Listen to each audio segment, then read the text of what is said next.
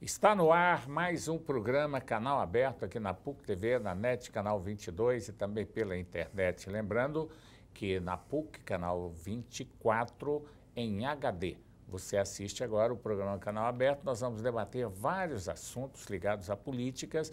Vamos falar hoje principalmente das manifestações que aconteceram no dia 13 e também no dia 15. Esse grande movimento nacional que felizmente foi um movimento de muita paz, sem nenhum incidente, e o Brasil deu o seu recado para os nossos governantes. Para conversar conosco, o nosso companheiro Ulisses Saes na mesa, nós convidamos o Divino Olavo, ele que é presidente do Clube dos Repórteres Políticos do Estado de Goiás, jornalista competente e tem uma história muito grande no setor de comunicação do Estado de Goiás. Divino Olavo, muito boa noite, é um prazer recebê-lo aqui no programa Canal Aberto, mais uma vez, né? Muito boa noite, João, o telespectador, Ulisses Saes. É um prazer também muito grande estar aqui com vocês mais uma vez. Boa noite, Ulisses. Boa noite, João Silvestre. Boa noite para o nosso convidado aqui, nosso colega de bancada, Divino Olavo. E uma boa noite especial para você, telespectador do programa Canal Aberto aqui na PUC TV. Pois é, Ulisses, nós tivemos na sexta-feira 13, né? Muita gente fala que sexta-feira 13 é um dia de muito azar. Eu não penso assim. Eu acho que todos os dias são bons. Basta você levantar de manhã, olhar, abrir o seu vitrô, dar uma olhadinha para o céu e dizer hoje vai ser um dia lindo, que o dia vai ser lindo. Se você falar que o dia é ruim, claro que vai ficar ruim, você que escolhe o seu dia, né? Mas sexta-feira 13, é o número do PT, foi escolhido para que fizesse uma manifestação que seria em apoio ao governo Dilma. E nas ruas, bandeiras vermelhas, o pessoal saiu às ruas, mas parece que não foi aquilo que o pessoal esperava não, né, Ulisses Saes? Não, praticamente um movimento pífio, até porque é um movimento engendrado pelo próprio governo, ou seja, pelas situações das máquinas administrativas municipais, estaduais e federal também. É um movimento sem nenhum apelo popular, aparelhado, né? São entidades, inclusive uma das que trabalhou aí foi a CUT, em defesa da Petrobras, ou seja, mostrou que o governo está cada vez mais assim distante das aspirações populares mesmo, porque uma movimentação como essa, ou seja, aparelhado com a estrutura financiada inclusive por esses mecanismos aí oficiais aí, não conseguir levar ninguém para a rua, é uma grande demonstração da impopularidade que existe hoje do governo federal em relação às massas, ou seja, as massas estaduais, municipais, derramadas no Brasil afora. É interessante que eu achei, Divino Olavo, é o seguinte, na sexta-feira 13, o tema foi em defesa do Brasil e da Petrobras. Eu acho que não houve diferença nenhuma, apenas os termos que foram colocados, né, porque as manifestações do dia 15 também estavam defendendo o Brasil e, naturalmente, a Petrobras como grande patrimônio dos brasileiros e criticando a corrupção que existia, ou que existiu naquela empresa. Não sei se o seu ponto de vista é esse. O movimento de sexta-feira 13, dos sindicatos, da CUT, aí foi realmente um movimento mais pró-Dilma, né? Quer dizer, foi um movimento pró-Petrobras, a Petrobras é nossa, defesa da Petrobras, contra a corrupção, mas que tinha a inserção de um elemento também diferente do que aconteceu ontem, que é o elemento da defesa do governo da presidente Dilma Rousseff. Mas não é em defesa da Petrobras, se fosse em defesa da Petrobras, estava lá assim, prisão para os discurso, corruptos, né? tudo, né? Então, o discurso... A ideia seria, né? Exatamente, mas então o que aconteceu? O governo, com aquele movimento de sexta-feira, o governo parece que quis medir força, né? Com a organização do movimento que estava preparando o movimento de protesto ontem no país. Então, é o seguinte, e perdeu feio, né? Perdeu feio, porque o movimento de ontem levou, só em São Paulo, e fala-se em torno de 1 milhão de pessoas, né? Então, e mais 1 milhão de pessoas aí no restante do país, o que são publicado hoje na imprensa. Mas então é o seguinte, e de uma forma muito diferente, né? Uma forma... mas que totalmente uniformizada. Verde e amarelo, né? Com os caras pintados, a volta dos caras pintados. Agora uma nova geração, né? Nova geração dos caras pintados do impeachment de Fernando Collor naquela época. na década de 90. Isso bem familiar. Então, né? agora, talvez os filhos dos caras pintados, né? Eu tenho quase agora certeza que rosto, foram os filhos que foram, né, na E maioria. aí contra a corrupção, contra a impunidade, contra essas coisas todas, e contra o governo Dilma Rousseff, críticas duras aí ao governo da presidente Dilma Rousseff. E por quê? O que está acontecendo hoje? Como é que eu penso essa questão, e que está aí muito claro aí o que está acontecendo? As pessoas estão indo para a rua para criticar o governo da presidente Dilma Rousseff, porque ela vendeu na campanha eleitoral do ano passado, ela vendeu um Brasil que ela não conseguiu entregar, né? Ela vendeu, ela falou que não ia fazer um governo com altas fortes aí no preço da energia elétrica, dos combustíveis, né?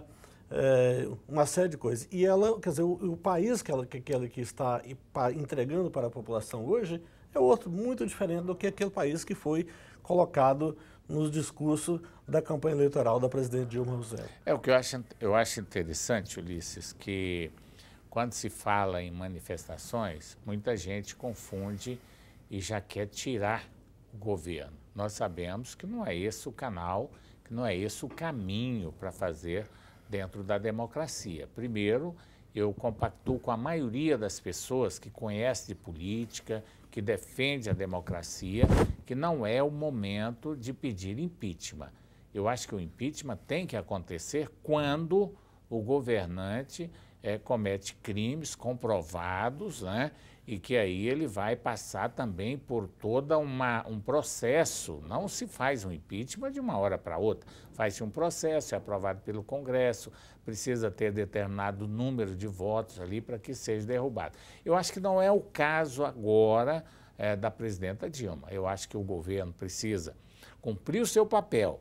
O governo tem que cumprir o seu papel porque foi dado naquele momento, no mês de outubro, né, o aval para que a presidenta fosse reeleita. João. Agora, se cometer um crime que esteja enquadrado dentro daquilo que se propõe a Constituição, que a nossa Constituição diz, que o nosso Congresso vai aprovar, aí sim eu sou favorável, então, que abra o processo do impeachment. Mas no momento eu não concordo. É que não se discuta golpe ou impeachment, eu acho que se discute o seguinte, o real valor do papel do cidadão. Se o cidadão tem um governo que não o representa mais, logicamente que é necessário que haja mecanismos até constitucionais para que você tome e delegue aquelas funções exercidas, por exemplo, pelo político, pelo administrador, pelo gestor, para que o país volte à sua normalidade. Nós sabemos hoje que o Brasil não tem essa normalidade mais. Nós sabemos que existe hoje um Congresso que é vendido, nós sabemos hoje que existe um executivo que é problemático, não é? Nós sabemos que existe assim, nos bolsões de corrupção nesse executivo. É alastrado à torto e à direita. Nós vemos um judiciário aí com problemas também, ou seja, apensado aos humores do executivo, ou seja, o papel de barganha.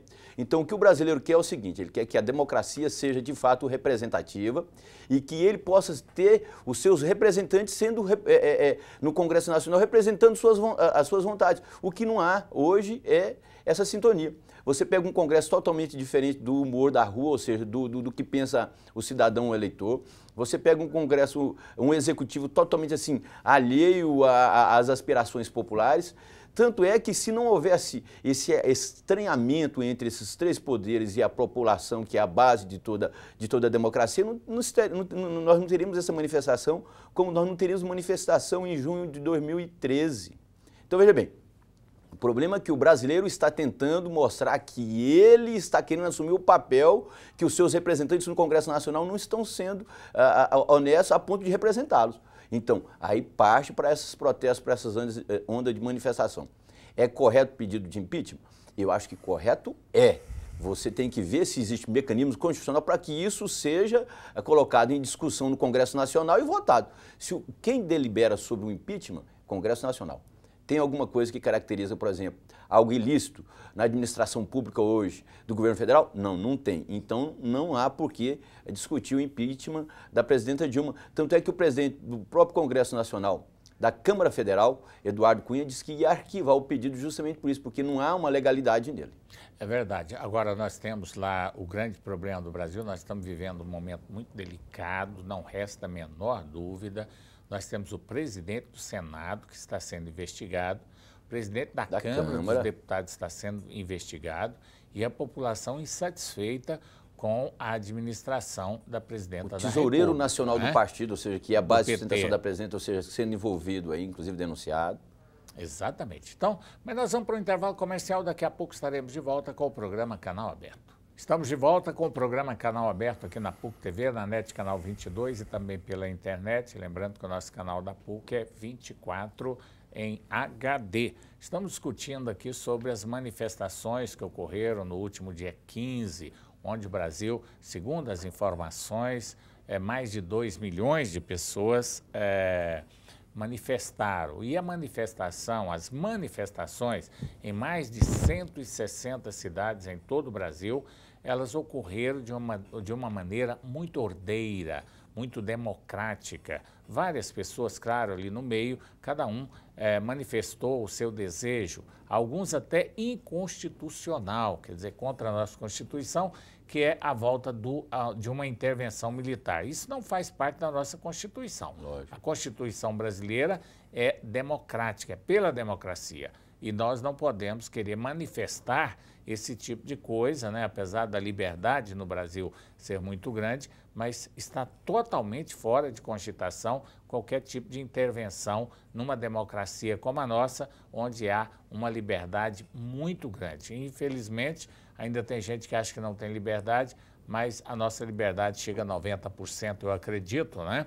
A nossa democracia. Agora, Ulisses Aécio, o bom das manifestações foi exatamente não ter aqueles black blocs, né? Black blocs, que são o pessoal da violência. Parece que prenderam um grupo, estava preparado ali para agitar, mas os próprios manifestantes não aceitaram, Divino Olavo, essa intervenção de violência dentro das manifestações. Inclusive, quando eles foram presos lá pela Polícia Militar em São Paulo,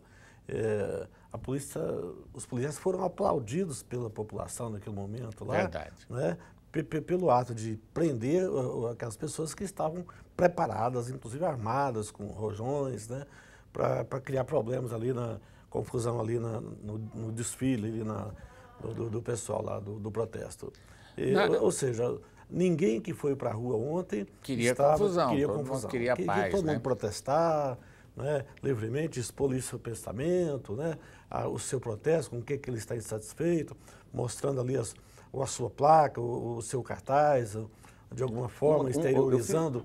Mas o importante é que ficou caracterizado ontem que esse movimento é um movimento realmente pacífico, ordeiro, e que as pessoas querem protestar, mas sem bagunça. Esse civilismo que eu observei ontem, que a população, que você, telespectador, deve ter observado nessas manifestações, a leitura que eu faço é o seguinte, é que essas pessoas que de fato foram para as ruas ontem, participaram desses manifestos nas principais capitais, em todas as capitais, nas principais cidades do país, essas pessoas, de fato, não são aparelhadas por nenhum partido político, são pessoas que, de fato, querem participar, querem mostrar a sua opinião em relação a esse descontentamento que existe hoje em relação à dicotomia entre governo e população.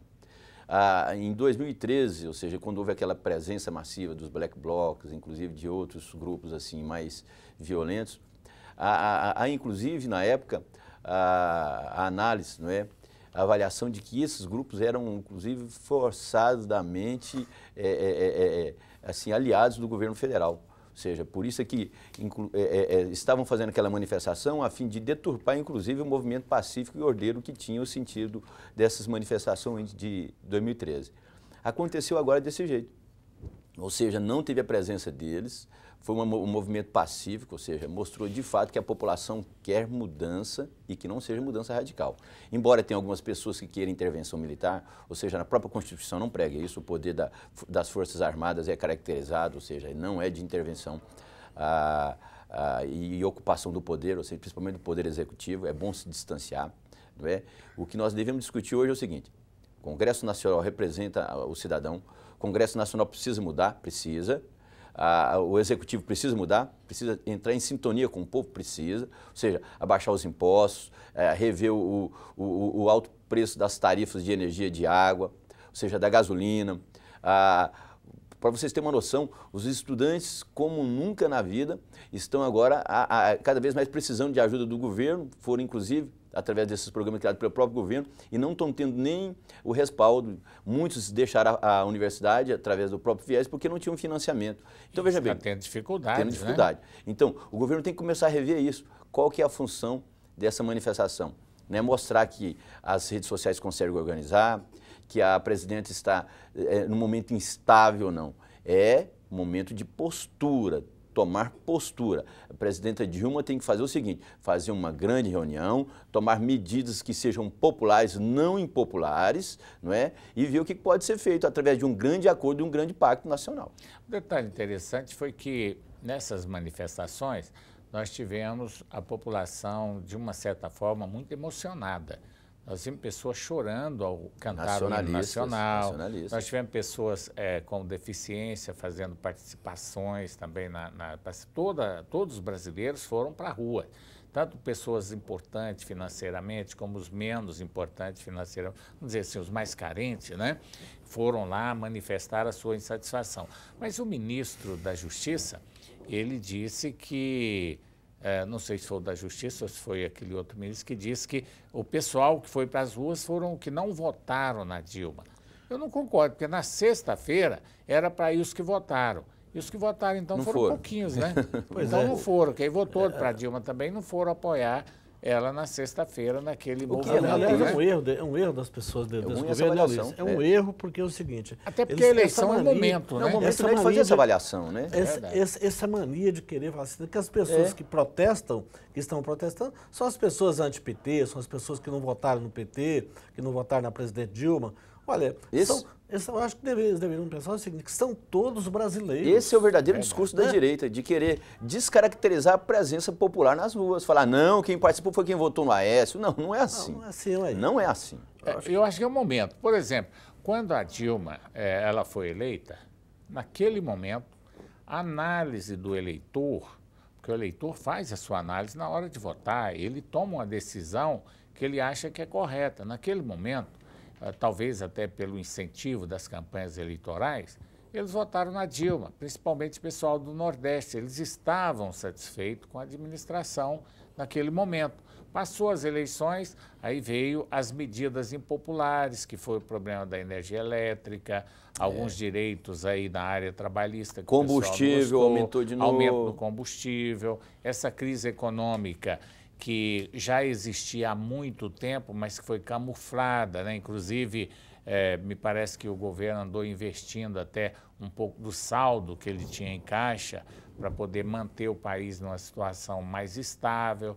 Aí a população já não tem o mesmo pensamento que tinha em dezembro, em outubro. Tanto é que nas pesquisas que o governo está fazendo, e também outros órgãos estão fazendo, a presidenta está com aprovação muito baixa, muito pífia, né? Aliás, João Silvestre, a proposta é a seguinte, se tivesse uma eleição hoje para a presidente da República, seria outro. A presidente Dilma não iria nem para o segundo turno. Verdade, pela aprovação atual. Pela aprovação atual. A aprovação deles mesmo não chega a 10%. Não. É verdade. A aprovação interna lá do Palácio, lá, ela tem quase um pouquinho mais do que 7% de aprovação popular. Mas não é por isso que a gente deve agora querer tirar o governo. Lógico que não. É preciso analisar o seguinte, as eleições são realizadas de 4 em 4 anos, a Dilma, o governador Marconi e outros deputados, senadores foram eleitos para cumprir 4 anos de mandato. Porque com essa história, né? Vamos eleger um governante. Aí, não está bom, vamos tirar ele daí 90 dias, 120 dias, vamos fazer o impeachment. Também não é correto. A democracia ela foi feita para ser respeitada. Por isso que eu me coloco totalmente contra o impeachment, a não ser que haja um fato muito sério, que aí não tem como, né? No caso do Collor, por exemplo, conseguiram provar que ele realmente merecia, naquele momento, o impedimento. Colocou lá o governante. Hoje não existe nenhuma condição para se falar em impeachment nesse momento. Mas é bom lembrar que é o seguinte, existe um processo de investigação hoje em andamento. Não é? Quer dizer, o fato de não haver condições hoje para pode aparecer se propor impeachment não significa que não vão surgir as condições para isso, porque existe um processo de investigação, não é? Uma investigação, um assunto complexo que é essa Operação Lava Jato aí da Petrobras, muita gente envolvida, o Ministério Público, a Polícia Federal, a Justiça trabalhando, né, com dedicação total aí, nesse assunto aí. Então, quer dizer, ainda falta muita coisa para se chegar ao final dessa investigação. Acho que está nos 25%. Quer dizer, não podemos afirmar hoje com toda certeza, né, que as condições para o impeachment não vão surgir até o final desse processo de investigação. Mas, por enquanto, não existe. Agora, uma coisa muda totalmente o quadro, né? Se surgir é outra história, né? Agora, é aquela coisa. O ceticismo, é bom a gente dizer que o ceticismo já era. Acabou esse ceticismo no Brasil. Até porque a participação do cidadão hoje ela é mais intensa, inclusive com o advento das chamadas redes sociais hoje. Você não tem um veículo tradicional para você se manifestar, se o cara da televisão não te ouve, se o cara da rádio não te ouve, se o cara do jornal não conversa com você, não publica a sua carta, você vai se manifestar através das redes sociais, que hoje é um poderosíssimo veículo de comunicação. Então, o que as pessoas estão fazendo? Elas estão se manifestando ali. Vocês lembram que em 2013 teve aquela manifestação em junho que parou o Brasil, parou praticamente o planeta. Aí depois o povo falou assim, não, o Brasil acomodou. Mostrou agora que não se acomodou e que essa mega manifestação foi uma das maiores, depois da de 2013, praticamente empatada. A maior depois das diretas. Depois das diretas já. Nós vamos para mais um intervalo comercial. Daqui a pouco estaremos de volta com o programa Canal Aberto. Meu amigo, o trem não é brincadeira, né? E não espera. Estamos de volta com o programa Canal Aberto. Hoje nós estamos debatendo aqui principalmente as manifestações que aconteceram nos dias 13 e 15. Aliás, mais a do dia 15, que foi a manifestação com quase 2 milhões de pessoas em todo o Brasil, mais de 160 cidades participaram dessas manifestações. O grande foco é realmente as reformas. Há uma cobrança por reforma política, há uma cobrança por uma reforma no judiciário, enfim, várias, tributária, né, política, reforma do judiciário, enfim, são 5 pontos aí que nós vamos debater agora com o nosso convidado, com o Ulisses Aécio, o que pode ser feito. Hoje, a presidenta da República falou, né, em um tom de humildade, pediu mais humildade para a população. Ela quer realmente, demonstrou que está querendo botar o Brasil nos eixos, acalmar a população, dizendo que o Brasil continua mais forte do que nunca. Eu acredito sim que o Brasil é muito forte e que esse problema que está acontecendo agora, eu falei aqui no nosso programa, nós falamos, né, Ulisses, que é uma crise política. O Brasil é um gigante, o Brasil é um país rico, o Brasil tem uma grande estrutura, a crise é política, o problema está dentro das 3 casas, dentro da Câmara dos Deputados, do Senado e do Palácio do Planalto, lá com a presidenta Dilma. Eles fizeram um projeto para governar o Brasil, fizeram uma grande coligação e conseguiram ganhar as eleições. Passaram-se as eleições e não se entenderam. O grupo que era para estar governando o Brasil em paz não conseguiram se entender. É o problema do PMDB, problema de outros partidos aliados, que rebelaram contra o Palácio e o governo não teve diálogo para manter unidos os deputados que fazem parte da coligação.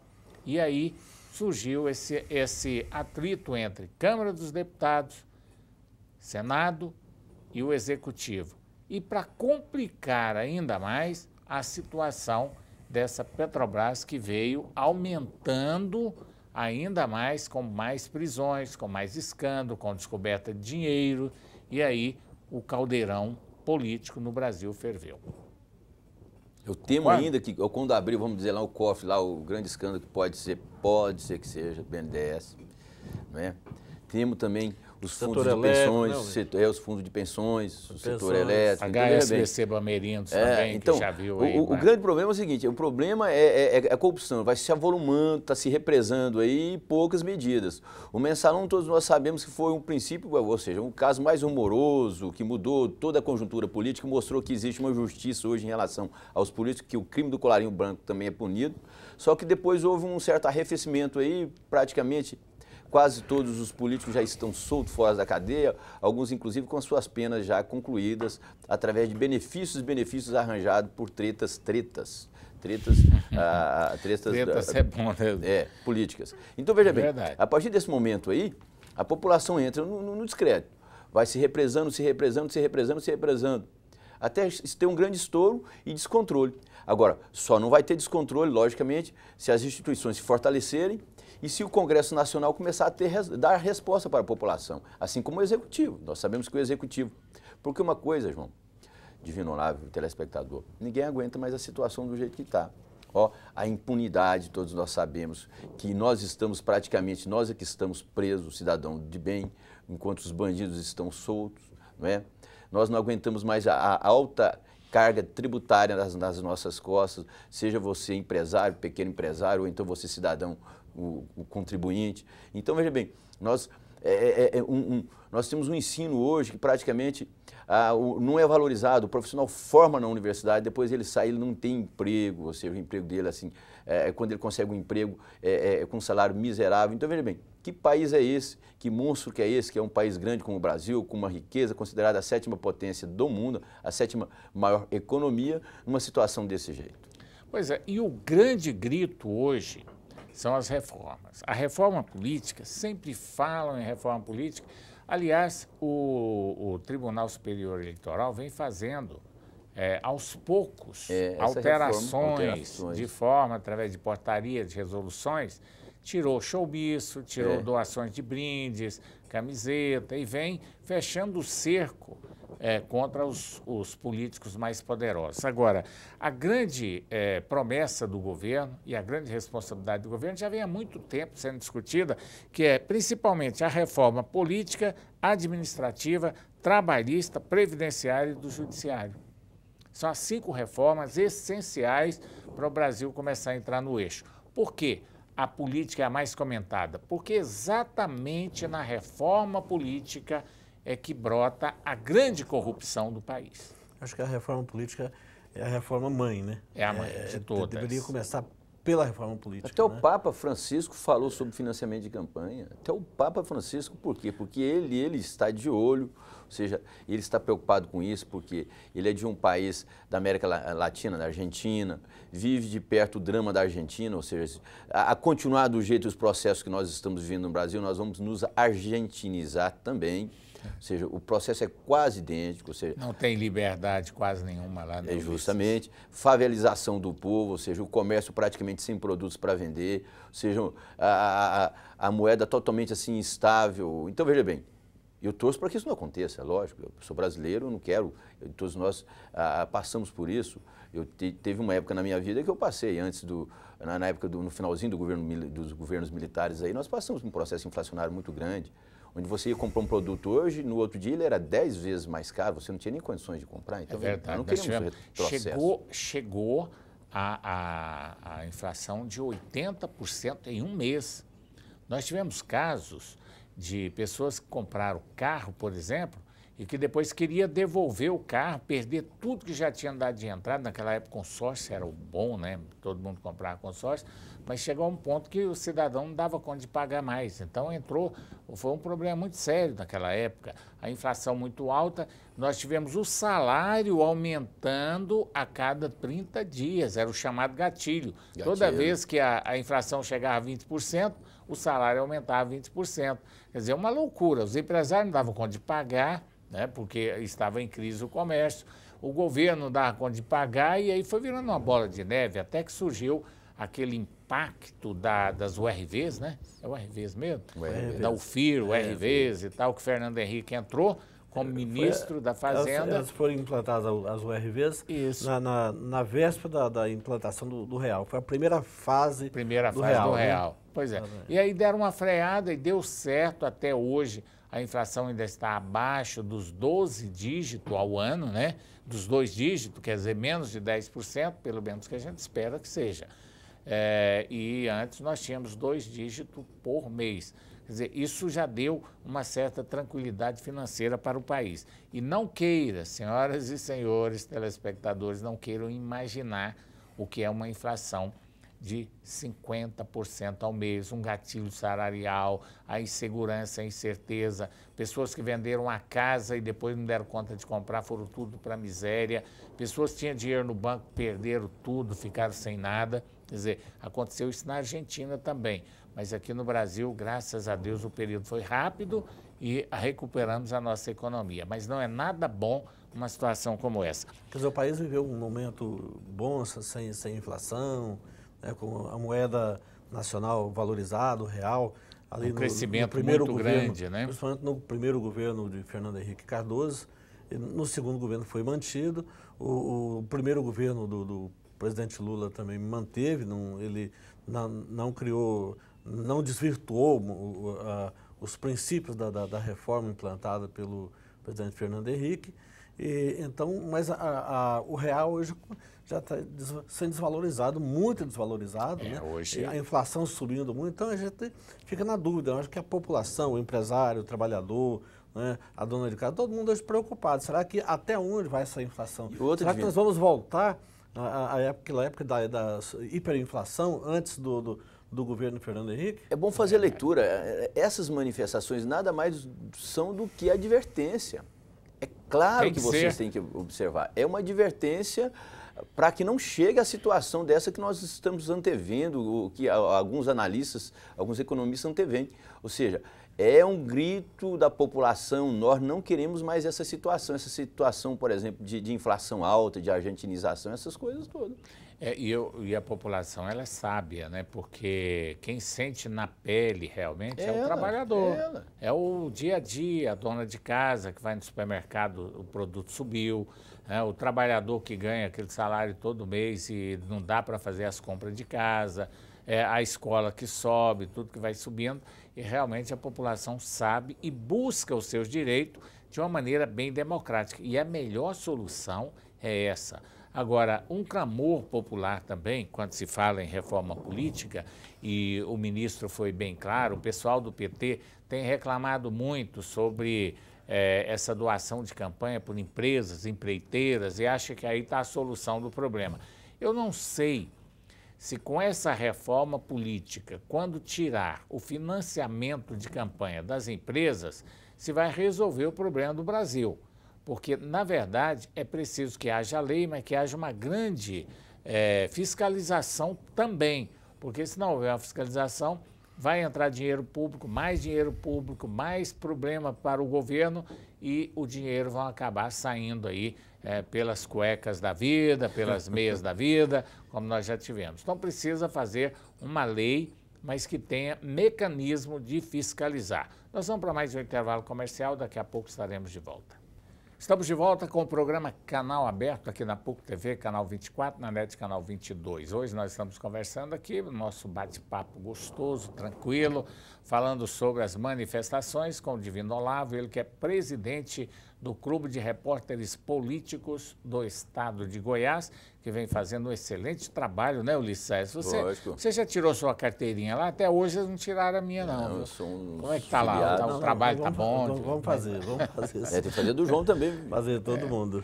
E aí, o trabalho tá bom? Tem entrevistado grandes personalidades? Exatamente. Amanhã, por exemplo, nós vamos entrevistar às 10 horas lá no auditório Costa Lima, na Assembleia Legislativa, o vice-governador do estado, o Dr. José Elton Júnior. Então, e tem uma gama grande de assuntos aí interessante para falar com ele no momento. Tem a questão da Operação Lava Jato, 2 deputados federais do partido PP, dele aqui, né, estão sendo investigados, né? O PP é o partido que tem com o maior número de pessoas sendo investigadas nessa Operação Lava Jato entre os políticos, né? Há especulações de que o vice-governador poderá mudar de partido, né? Deixar o PP para se filiar no PSDB com uma provável candidatura dele à sucessão do governador Marco Antônio Perillo daqui a há 4 anos. Quer dizer, tem uma gama grande de assuntos aí para tratar com ele, além da questão dos assuntos administrativos aí, da pasta da qual ele mega é titular, pasta né? que assumiu, A mega né? pasta, Mega a maior pasta, pasta do governo. realmente. Aí, né? Você vai fazer uma pergunta para mim, você vai perguntar para ele se é possível uma única pessoa conseguir gerir uma mega pasta como aquela, ou seja, extremamente importante, desenvolvimento, ciência, tudo, e se aquilo ali não vai atrapalhar o governo. No meu ponto de vista, só tende a atrapalhar. Mas eu penso que não, atividade, Ulisses. acho que não. Eu acho o seguinte, se o governador governa todas as pastas, por que aquilo não pode governar umas 5 ou 6, né? É porque É porque são cada pastas- pasta, não, mas cada pasta tem o seu Tem uma titular, superintendência, né? Então ali não é só ele, aí E fica aquelas até mais secretarias fácil, que né? foram fundidas numa só pasta, quer dizer, as estruturas continuam ali. Por exemplo, você pega a Secretaria da Agricultura, é uma das que foram fundidas aí nessa secretaria que tem como titular aí o vice-governador. Quer dizer, a Secretaria de Agricultura, ela deixou de ser secretaria, passou a ser uma superintendência, mas a estrutura dela continua lá, o prédio, os funcionários, né, consumindo a mesma energia elétrica, o mesmo pessoal, o mesmo telefone, a mesma água, né? Verdade. Quer dizer, a estrutura continua. Continua. Eu espero que tenha realmente acontecido as economias, porque a gente não tem Isso, acesso, né? Isso eu espero mais na frente até cobrar também, ou seja, como jornalista, cobrar para ver 6 meses se houve de fato evolução ou apenas só conteúdo demagogo de falar aqui, fazer mudanças para mudar. Ulisses, eu estive lá na cidade de Goiás no sábado, foi inaugurado lá o governador inaugurou o Lago das Acácias, aliás, um lago muito bonito ali na entrada da cidade de Goiás. E eu observei que o governador dá uma atenção muito especial para o Zé Hélito cursou, teve lá muito elogiado, e eu acho que o caminho do Zé Hélito está realmente mais ou menos traçado, né?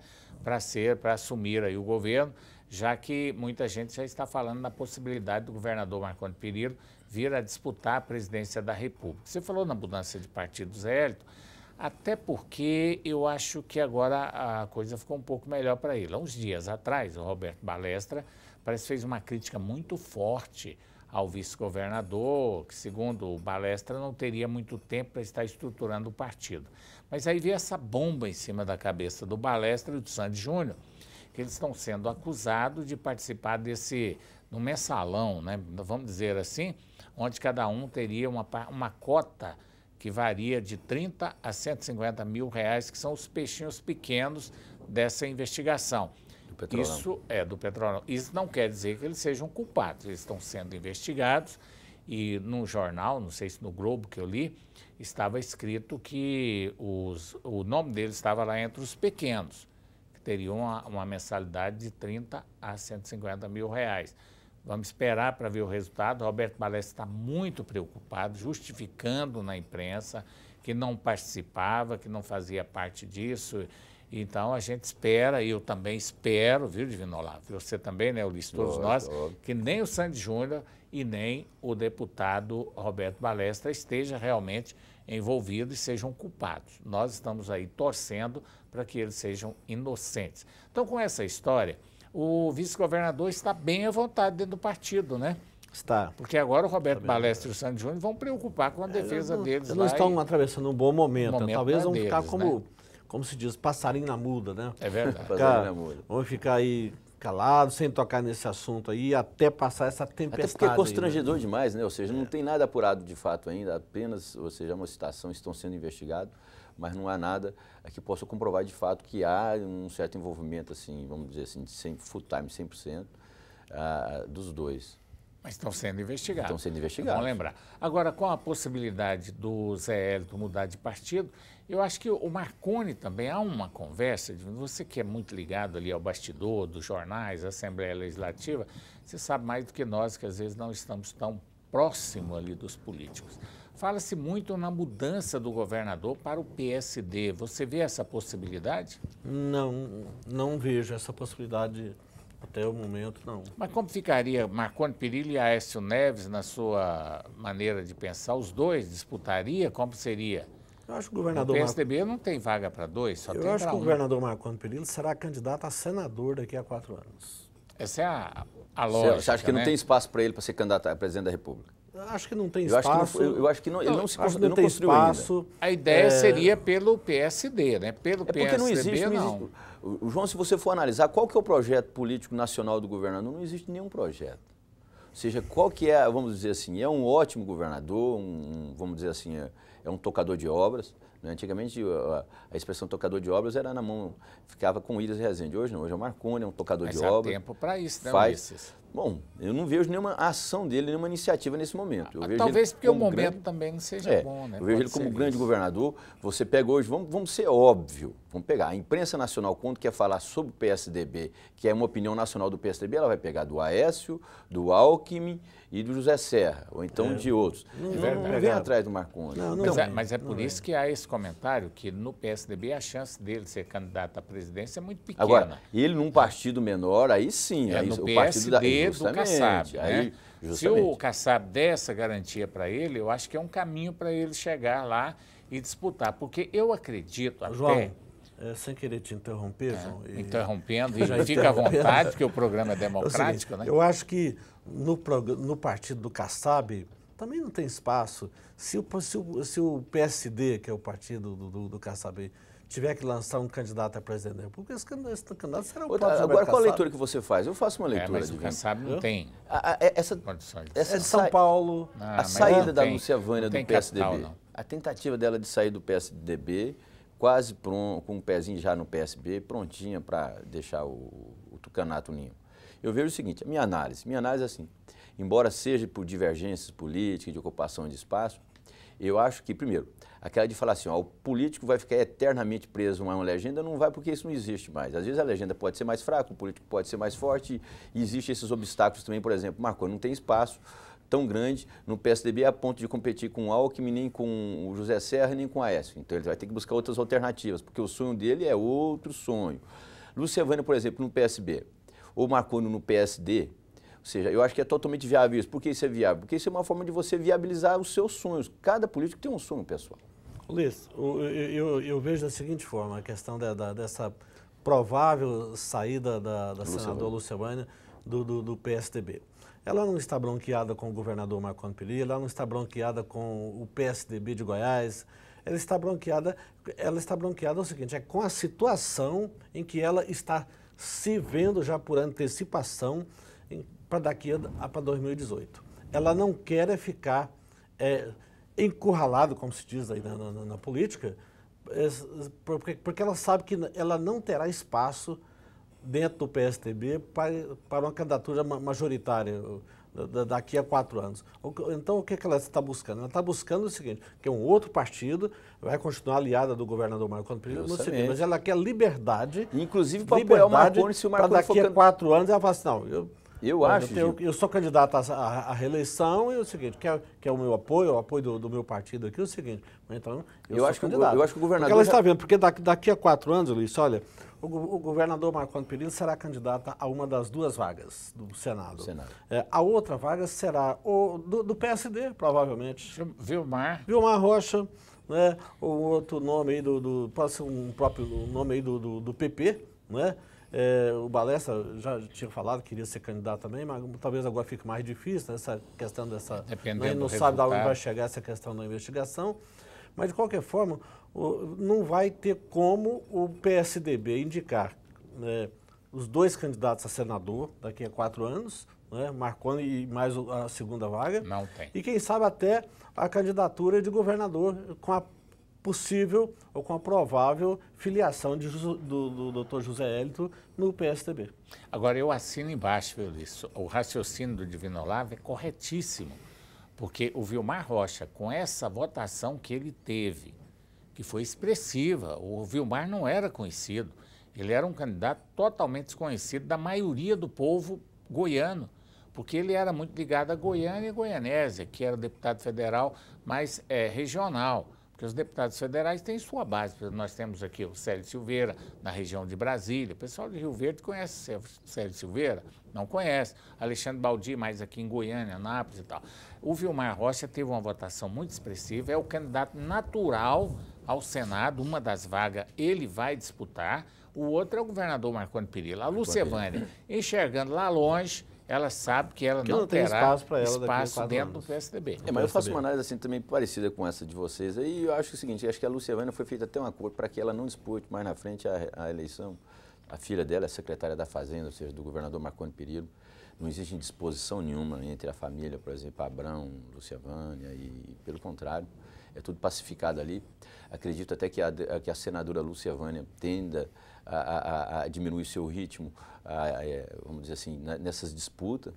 Acredito mais ainda, acredito que o governador esteja de fato aí plantando um grande trabalho aí, que é esse de fortalecer partidos de base que poderão um dia reforçar uma candidatura sua, vamos dizer, à presidência da República aí, PSD, PSB, PCdoB, o próprio PSDB, às vezes com descontente e tudo. Então, veja bem, nesse aspecto aí tem muita coisa assim ainda meio misteriosa, tudo, mas a tendência é que com o tempo se desanuve isso. Tá certo. Bom, infelizmente nosso programa está chegando aí ao final. Divino Olá, mais uma vez, obrigado por ter vindo aqui falar com a gente, bater esse papo gostoso aqui. Eu que agradeço o convite, a atenção de você, telespectador, que nos acompanhou até aqui em mais esse programa. Um prazer grande estar aqui ao lado do Ulisses Aécio, um dos grandes editores que eu tive, né, na minha vida profissional, e que aprendi muito com ele, um grande jornalista, um grande amigo.